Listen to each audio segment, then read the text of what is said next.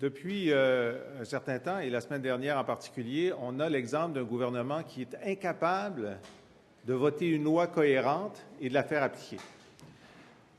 C'est la pire situation possible. Lorsqu'on veut agir sur une situation compliquée, il faut d'abord bien réfléchir à ce qu'on fait, anticiper les problèmes et mettre dans sa loi, dans ses règlements, ses directives, son attitude, ce qu'il faut pour que la loi modifie les comportements. Alors, on a vu qu'à partir du moment où la loi a été votée la semaine dernière, un certain nombre de gens ont dit « on ne l'appliquera pas, ça ne nous intéresse pas, on va la contester ». Et en quelques jours, le premier ministre, la ministre Vallée ont reculé sur un élément qui était important dans la loi, celui des transports publics. Après ce recul, hier, il y a des gens qui ont dit « malgré ça, on ne va toujours pas l'appliquer ».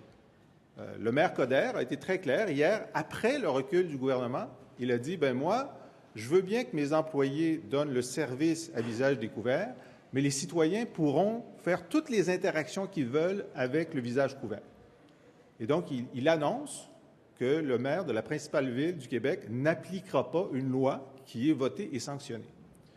La principale de l'Université McGill a déclaré que tout son staff doit se comporter exactement comme avant l'application de la loi. Donc, la directrice de la principale université anglophone a dit au gouvernement « ça ne me dérange pas. Votez les lois que vous voulez. Il n'y aura aucun changement dans l'application des choses ici. » Et donc, on est dans la poursuite de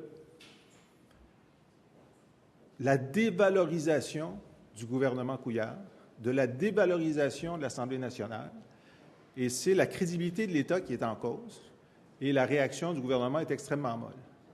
De toute façon, en ayant annoncé qu'il n'y aurait pas de sanctions, que ce ne serait pas appliqué avec force, c'était dire à ceux qui n'étaient pas d'accord avec la loi de n'en tenir aucun compte.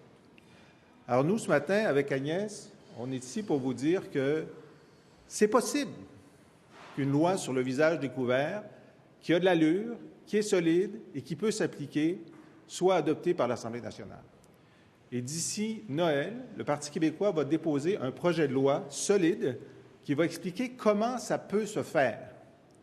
Et comment ça peut se faire, c'est de faire en sorte, d'abord sur les interactions, la communication, de dire, écoutez, voici les règles et voici les sanctions pour ceux qui n'appliquent pas les règles. Il y a des sanctions pour ceux qui fument là où c'est interdit. Il y a des sanctions pour ceux qui parlent avec le téléphone cellulaire dans la voiture. C'est applicable si on veut l'appliquer.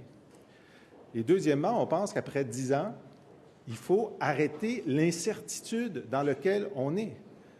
Alors, en ce moment, n'importe qui peut demander un accommodement religieux pour se soustraire de la loi. Il peut même le demander à l'organisme lui-même. Alors, M. Coder aurait pu dire, écoutez, moi je vais appliquer la loi, mais je vais dire oui à toutes les demandes d'accommodement. C'est essentiellement ce que certains universitaires ont dit. On va dire oui à toutes les demandes d'accommodement. Donc, on contourne la loi et on n'applique pas correctement les critères de la loi. Il y a une façon de contourner ce problème-là, c'est de dire que la Charte québécoise des droits sera modifiée pour donner à l'Assemblée nationale le pouvoir d'interdire le visage couvert comme il l'entend. Et c'est de dire que la clause dérogatoire va s'appliquer à la Charte canadienne des droits et de dire dans la loi qu'aucun accommodement religieux ne sera accepté pour la loi, sauf dans des cas de sécurité et de santé imminente et avérée. Et ça signifie qu'une fois que la loi est adoptée, avec son calendrier d'application, ses sanctions, il n'y a pas de recours possible aux tribunaux pour s'en soustraire, sauf pour question de santé et de sécurité imminente. Ça n'arrive pas. Ça, c'est une loi qui s'appliquerait.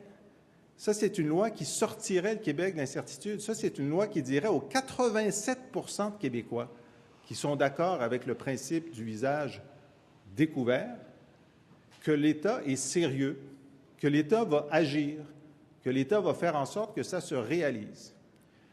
Pour ce qui est du débat sur doit-on interdire ou non le visage couvert dans l'espace public et dans les transports en commun, nous allons faire ce que nous disons depuis longtemps.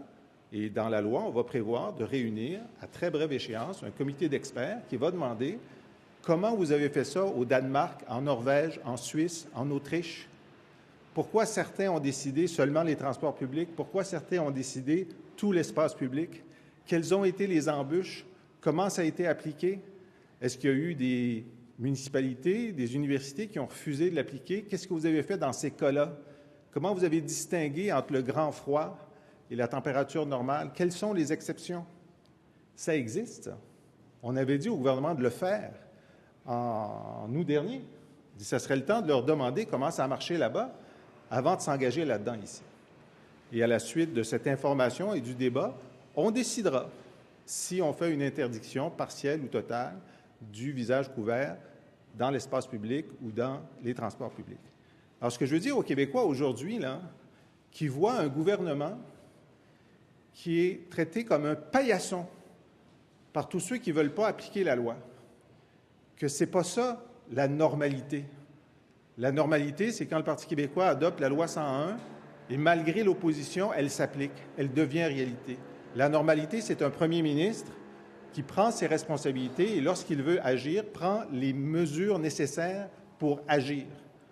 Et à la faiblesse de ce gouvernement, qui est en train de décrédibiliser l'État, nous, on dit un gouvernement du Parti québécois va redonner de la crédibilité à l'État québécois sur cette question-là et sur plusieurs autres.